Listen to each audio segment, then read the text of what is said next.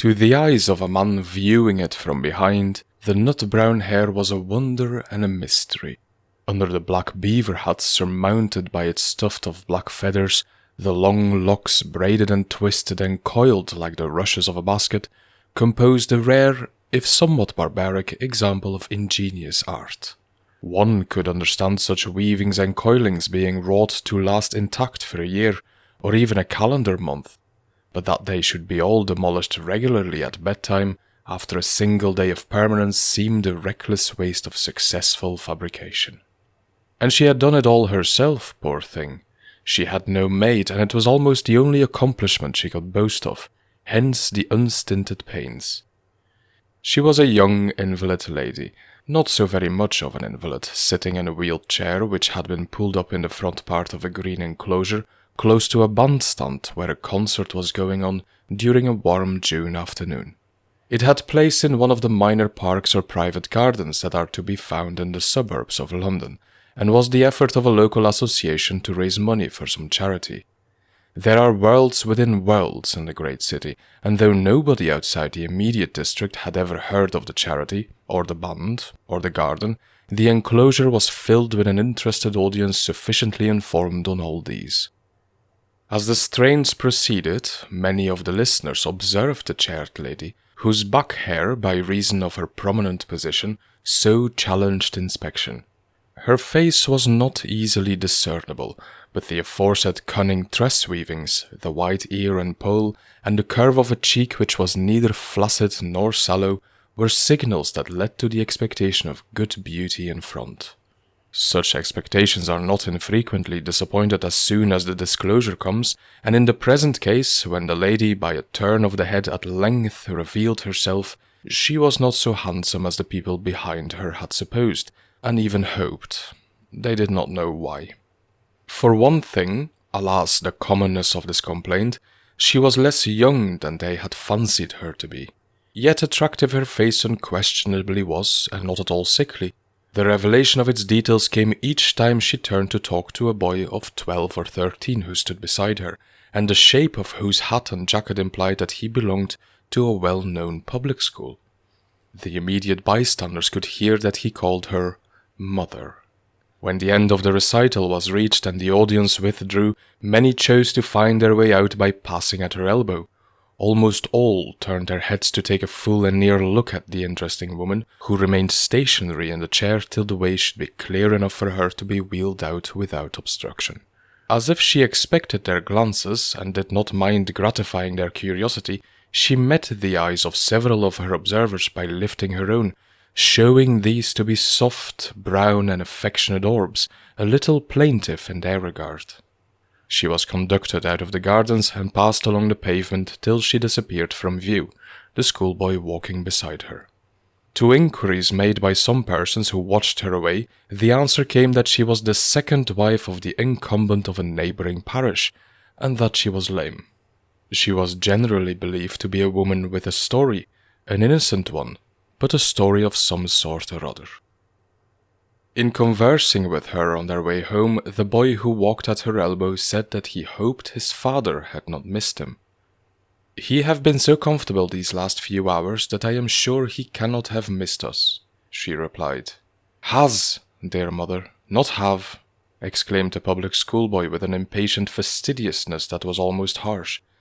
"Surely you know that by this time."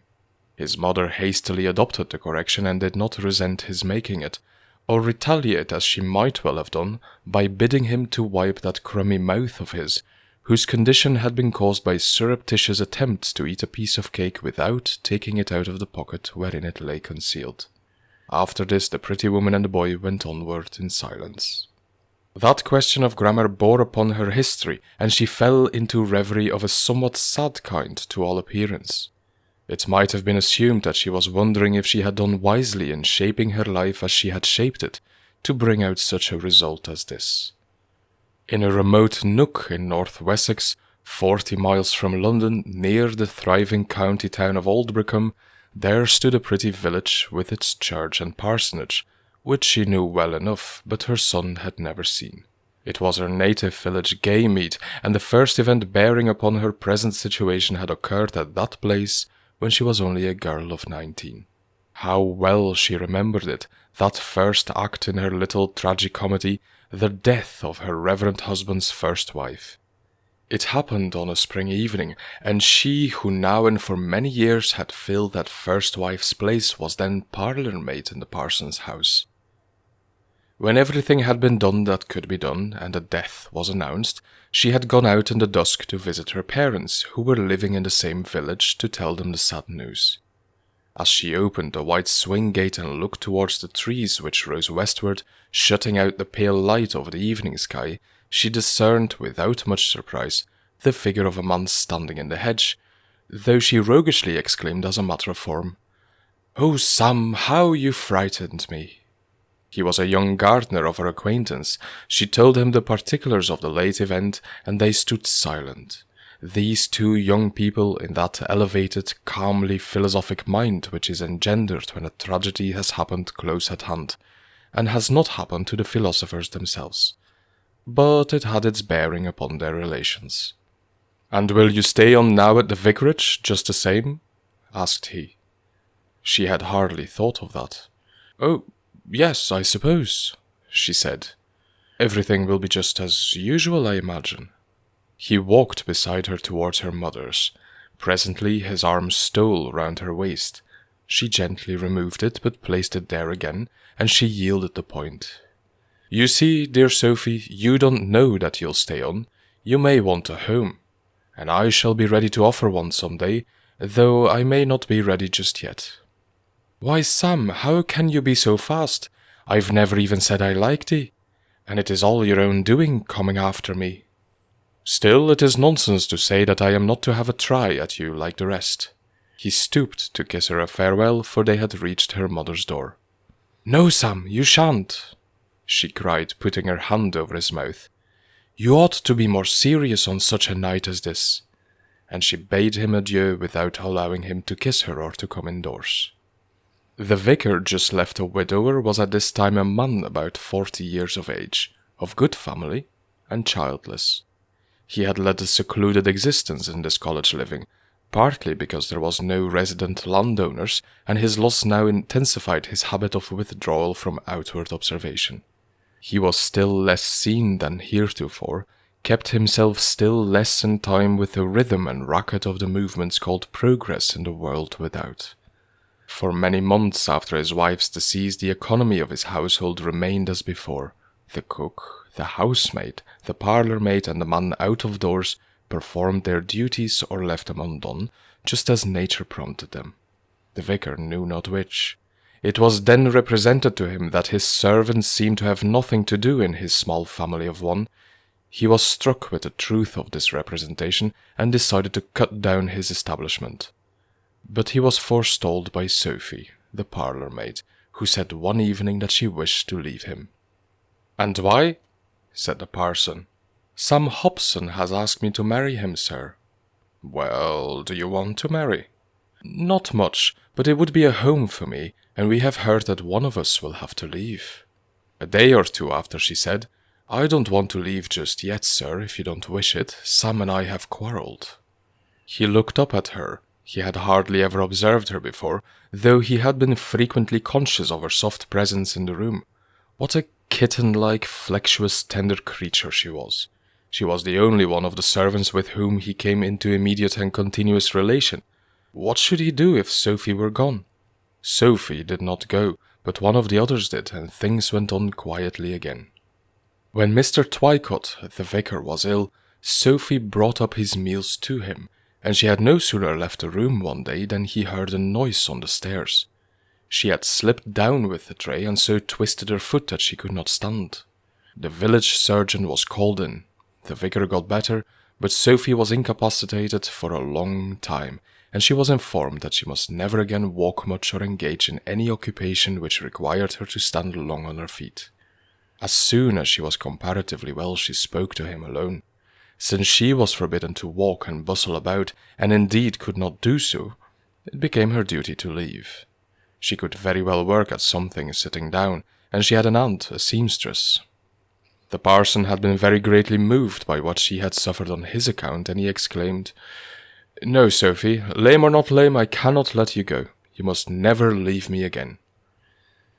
He came close to her, and though she could never exactly tell how it happened, she became conscious of his lips upon her cheek. He then asked her to marry him. Sophy did not exactly love him, but she had a respect for him which almost amounted to veneration. Even if she had wished to get away from him, she hardly dared refuse the personage so reverent and august in her eyes, and she assented forthwith to be his wife. Thus it happened that one fine morning, when the doors of the church were naturally open for ventilation, and the singing birds fluttered in and alighted on the tie-beams of the roof, there was a marriage service at the communion rails which hardly a soul knew of. The parson and a neighbouring curate had entered at one door, and Sophy at another, followed by two necessary persons, whereupon in a short time there emerged a newly made husband and wife. Mr. Twyott knew perfectly well that he had committed social suicide by this step, despite Sophy's spotless character, and he had taken his measures accordingly. An exchange of livings had been arranged with an acquaintance who was incumbent of a church in the south of London, and as soon as possible the couple removed thither, abandoning their pretty country home, with trees and shrubs and glebe, for a narrow, dusty house in a long, straight street, and their fine peal of bells for the wretchedest one-tongued clangor that ever tortured mortal ears. It was all on her account. They were, however, away from everyone who had known her former position, and also under less observation from without than they would have had to put up with in any country parish. Sophy the woman was as charming a partner as a man could possess, though Sophy the lady had her deficiencies. She showed a natural aptitude for little domestic refinements so far as related to things and manners, but in what is called culture she was less intuitive. She had now been married more than 14 years, and her husband had taken much trouble with her education, but she still held confused ideas on the use of was and were, which did not beget a respect for her among the few acquaintances she made. Her great grief in this relation was that her only child, on whose education no expense had been and would be spared, was now old enough to perceive these deficiencies in his mother, and not only to see them, but to feel irritated at their existence. Thus she lived on in the city and wasted hours in braiding her beautiful hair, till her once apple cheeks waned to pink of the very faintest. Her foot had never regained its natural strength after the accident, and she was mostly obliged to avoid walking altogether. Her husband had grown to like London for its freedom and its domestic privacy, but he was 20 years his Sophy's senior, and had latterly been seized with a serious illness. On this day, however, he had seemed to be well enough to justify her accompanying her son Randolph to the concert. The next time we get a glimpse of her is when she appears in the mournful attire of a widow. Mr. Twyott had never rallied and now lay in a well-packed cemetery to the south of the great city, where if all the dead it contained had stood erect and alive, not one would have known him or recognized his name. The boy had dutifully followed him to the grave and was now again at school.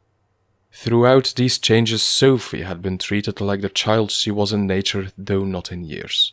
She was left with no control over anything that had been her husband's beyond her modest personal income. In his anxiety lest her inexperience should be overreached, he had safeguarded with trustees all he possibly could. The completion of the boy's course at the public school to be followed in due time by Oxford, and ordination had been all provisioned and arranged, and she really had nothing to occupy her in the world but to eat and drink, and make a business of indolence, and go on weaving and coiling the nut-brown hair, merely keeping a home open for the son whenever he came to her during vacations. Foreseeing his probable decease long years before her, her husband in his lifetime had purchased for her use a semi-detached villa in the same long straight road whereon the church and parsonage faced, which was to be hers as long as she chose to live in it. Here she now resided, looking out upon the fragment of lawn in front and through the railings at the ever-flowing traffic, or bending forward over the window-sill on the first floor, stretching her eyes far up and down the vista of sooty trees, hazy air, and drab house facades, along with echoed the noises common to a suburban main thoroughfare. Somehow, her boy, with his aristocratic school knowledge, his grammars, and his aversions, was losing those wide infantine sympathies, extending as far as to the sun and moon themselves, with which he, like other children, had been born, and which his mother, a child of nature herself, had loved in him. He was reducing their compass to a population of a few thousand wealthy and titled people, the mere veneer of 1,000 million or so of others who did not interest him at all. He drifted further and further away from her. Sophie's milieu being a suburb of minor tradesmen and underclerks and her almost only companions, the 2 servants of her own house, it was not surprising that after her husband's death, she soon lost the little artificial taste she had acquired from him, and became, in her son's eyes, a mother whose mistakes and origin it was his painful lot as a gentleman to blush for. As yet, he was far from being man enough, if he ever would be, to rate these sins of hers at their true infinitesimal value, beside the yearning fondness that welled up and remained penned in her heart till it should be more fully accepted by him, or by some other person or thing. If he had lived at home with her, he would have had all of it, but he seemed to require so very little in present circumstances, and it remained stored. Her life became insupportably dreary. She could not take walks, and had no interest in going for drives, or indeed in travelling anywhere. Nearly 2 years passed without an event, and still she looked on that suburban road, thinking of the village in which she had been born, and whither she would have gone back, oh, how gladly even to work in the fields. Taking no exercise, she often could not sleep, and would rise in the night or early morning and look out upon the then vacant thoroughfare, where the lamps stood like sentinels waiting for some procession to go by. An approximation to such a procession was indeed made early every morning, about 1 o'clock, when the country vehicles passed up with loads of vegetables for Covent Garden market. She often saw them creeping along at this silent and dusky hour, wagon after wagon, bearing green bastions of cabbages nodding to their fall, yet never falling, walls of baskets enclosing masses of beans and peas, pyramids of snow-white turnips, swaying howdahs of mixed produce, creeping along behind aged night horses, who seemed ever patiently wondering between their hollow cuffs why they had always to work at that still hour when all other sentient creatures were privileged to rest.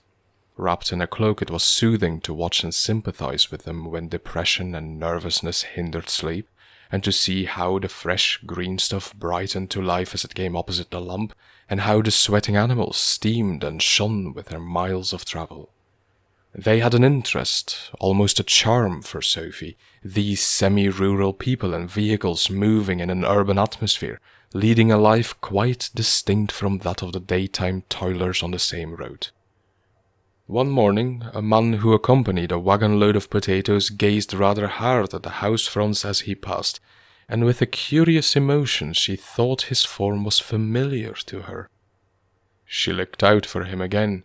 His being an old-fashioned conveyance with a yellow front, it was easily recognizable, and on the 3rd night after she saw it a 2nd time, the man alongside was, as she had fancied, Sam Hobson, formerly gardener at Gaymead, who would at one time have married her.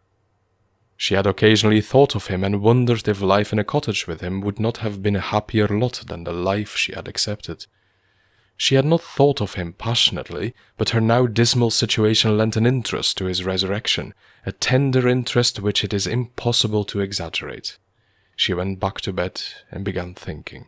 When did these market gardeners who travelled up to town so regularly at 1 or 2 in the morning come back? She dimly recollected seeing their empty wagons, hardly noticeable amid the ordinary day traffic, passing down at some hour before noon. It was only April, but that morning after breakfast she had the window opened and sat looking out, the feeble sun shining full upon her. She affected to sew, but her eyes never left the street. Between 10 and 11 the desired wagon, now unladen, reappeared on its return journey. But Sam was not looking round him then, and drove on in a reverie. "Sam!" cried she. Turning with a start, his face lighted up. He called to him a little boy to hold the horse, alighted and came and stood under a window. "I can't come down easily, Sam, or I would," she said. "Did you know I lived here?" "Well, Mrs. Twyott, I knew you lived along here somewhere. I have often looked out for you." He briefly explained his own presence on the scene.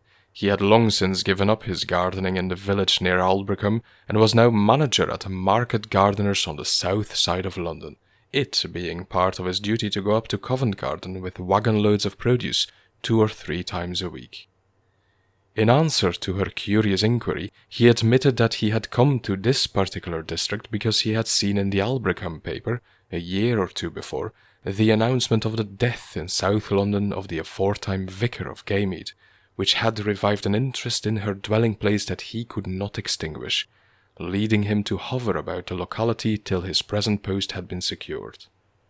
They spoke of their native village in dear old North Wessex, the spots in which they had played together as children. She tried to feel that she was a dignified personage now, that she must not be too confidential with Sam, but she could not keep it up, and the tears hanging in her eyes were indicated in her voice. "You are not happy, Mrs. Twyott, I'm afraid," he said. "Oh, of course not. I lost my husband only the year before last." "Ah, I meant in another way. You'd like to be home again."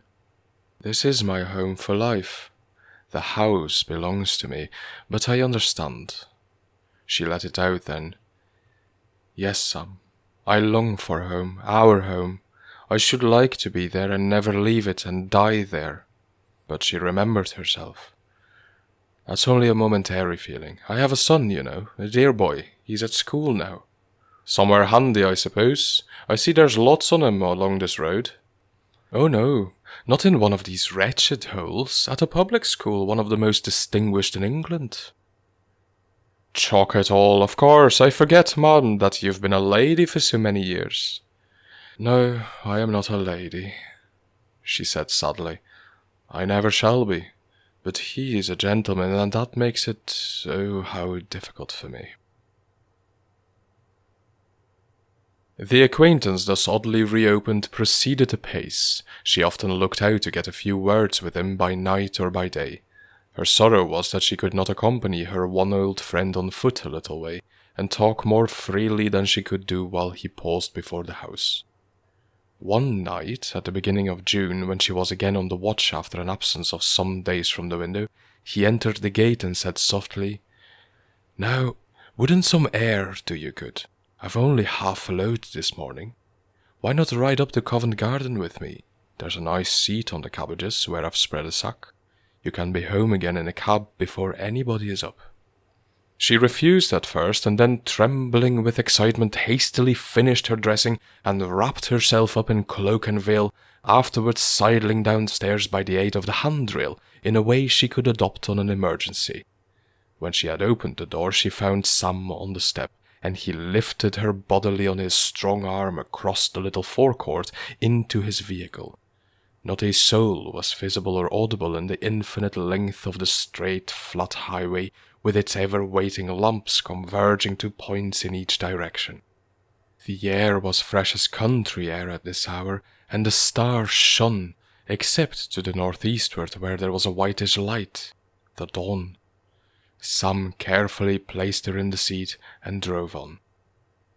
They talked as they had talked in old days, Sam pulling himself up now and then when he thought himself too familiar. More than once she said with misgiving that she wondered if she ought to have indulged in the freak. "But I am so lonely in my house," she added, "and this makes me so happy." "You must come again, dear Mrs. Twyott. There is no time of day for taking the air like this." It grew lighter and lighter. The sparrows became busy in the streets, and the city waxed denser around them. When they approached the river, it was day, and on the bridge they beheld the full blaze of morning sunlight in the direction of St. Paul's, the river glistening towards it, and not a craft stirring. Near Covent Garden he put her into a cab, and they parted, looking into each other's faces like the very old friends they were. She reached home without adventure, limped to the door, and let herself in with her latchkey unseen. The air and Sam's presence had revived her. Her cheeks were quite pink, almost beautiful.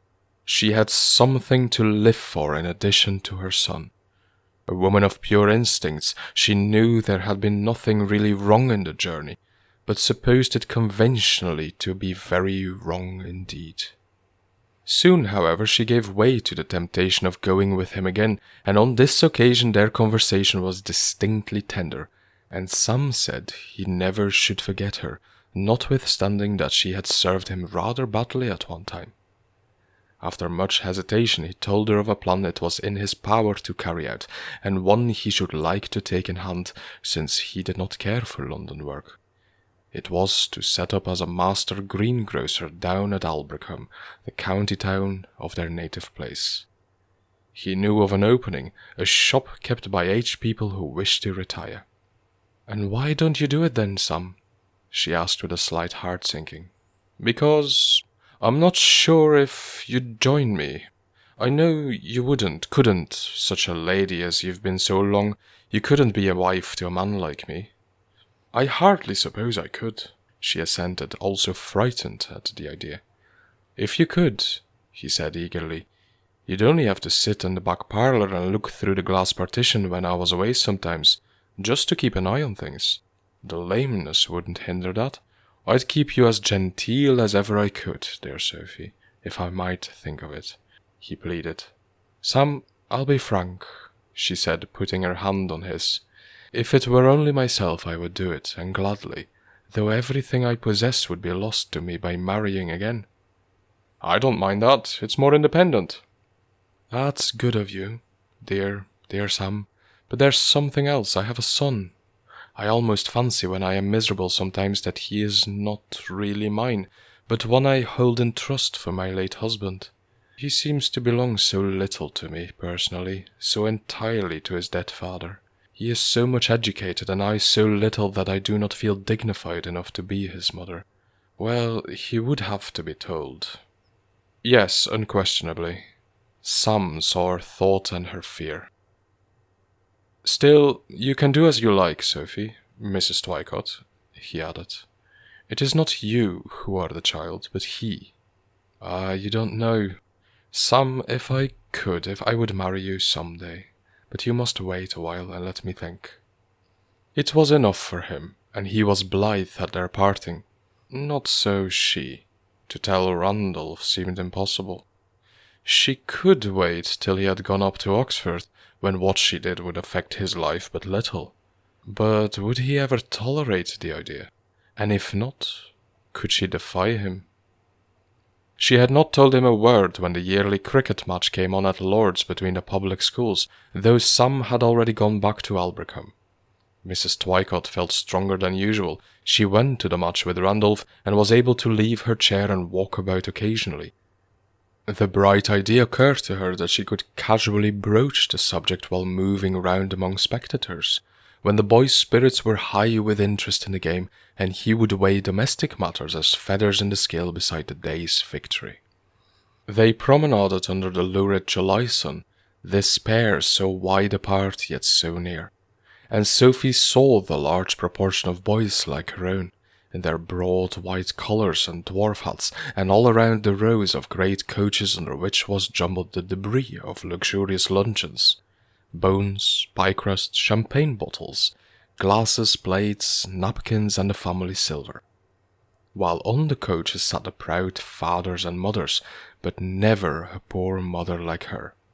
If Randolph had not appertained to these, had not centred all his interests in them, had not cared exclusively for the class they belonged to, how happy would things have been.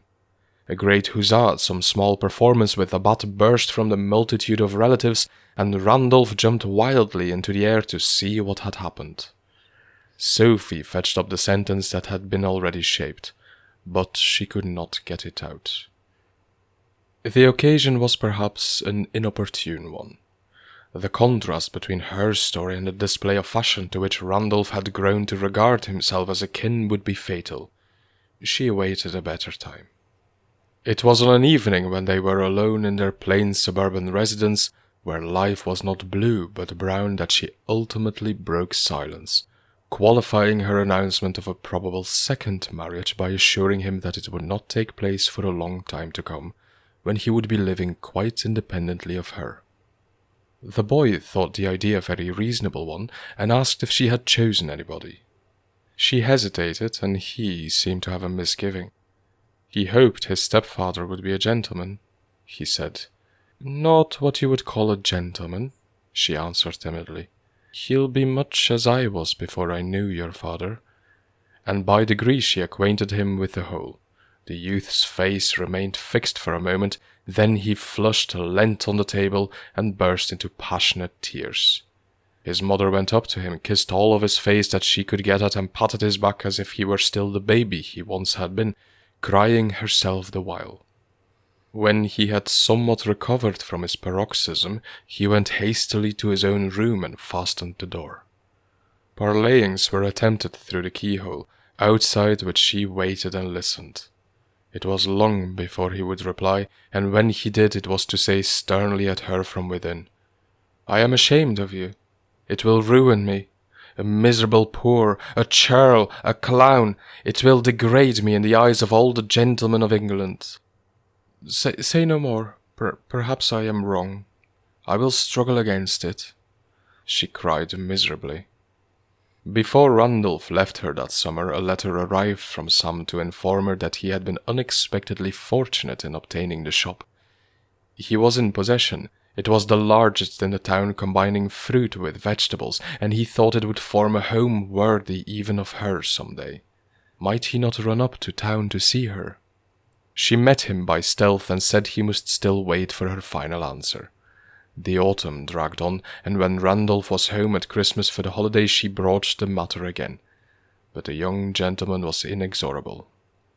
It was dropped for months, renewed again, abandoned under his repugnance, again attempted, and thus the gentle creature reasoned and pleaded till 4 or 5 long years had passed. Then the faithful Sam revived his suit with some peremptoriness. Sophie's son, now an undergraduate, was down from Oxford one Easter when she again opened the subject. As soon as he was ordained, she argued, he would have a home of his own wherein she, with her bad grammar and ignorance, would be an encumbrance to him. Better obliterate her as much as possible. He showed a more manly anger now, but would not agree. She, on her side, was more persistent, and he had doubts whether she could be trusted in his absence. But by indignation and contempt for her taste he completely maintained his ascendancy, and finally taking her before a little cross and altar that he had erected in his bedroom for his private devotions, there bade her kneel, and swear that she would not wed Samuel Hobson without his consent. I owe this to my father, he said. The poor woman swore, thinking he would soften as soon as he was ordained and in full swing of clerical work. But he did not. His education had by this time sufficiently ousted his humanity to keep him quite firm, though his mother might have led an idyllic life with her faithful fruiterer and greengrocer, and nobody have been anything the worse in the world. Her lameness became more confirmed as time went on, and she seldom or never left the house in the long southern thoroughfare, where she seemed to be pining her heart away. Why mayn't I say to Sam that I'll marry him? Why mayn't I?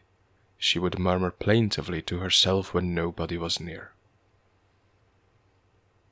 Some 4 years after this date, a middle-aged man was standing at the door of the largest fruiterer's shop in Aldbrickham.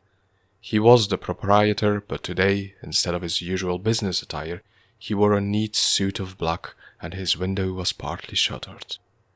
From the railway station a funeral procession was seen approaching. It passed his door and went out of the town towards the village of Gaymead. The man, whose eyes were met, held his hat in his hand as the vehicles moved by, while from the mourning coach a young, smooth-shaven priest in a high waistcoat looked black as a cloud at the shopkeeper standing there.